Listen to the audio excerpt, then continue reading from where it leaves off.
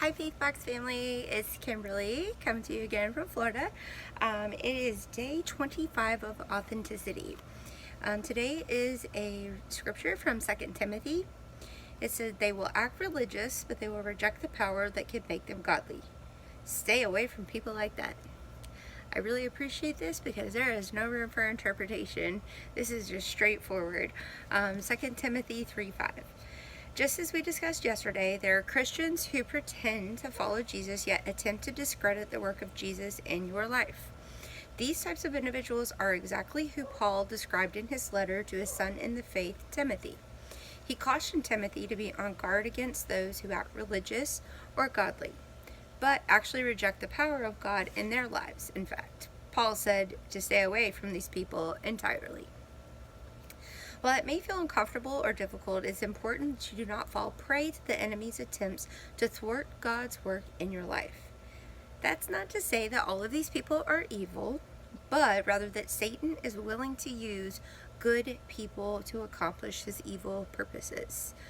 I know so many people I've heard say, oh, I really like them, he's a really good person, but it just kind of exemplifies that there are so many good people that Satan is using to try to steer us from things. So when determining who to stay away from, consider these questions. Are they pursuing wrong or sin?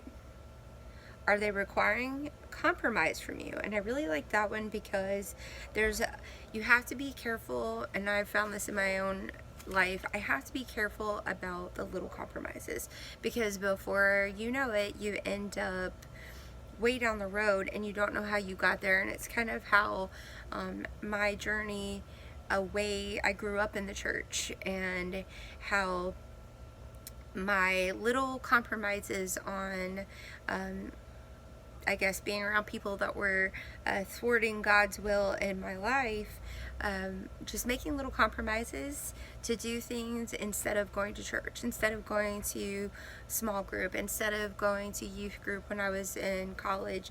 I woke up one day and I didn't realize how I gotten to where I got. So compromises don't have to be big. So that's something in my life I have to keep a check on, is my compromising. And do they project a form of godliness versus truly living in the power of God? And this again makes me think of those people that put the facade on for special occasions, but yet aren't truly living in the power of God. So I really appreciated this because there's really no interpretation. As Paul said, just stay away from people like that. So I really appreciated this. I hope you guys are having a fabulous day and a good rest of the month, and I'll see you next month.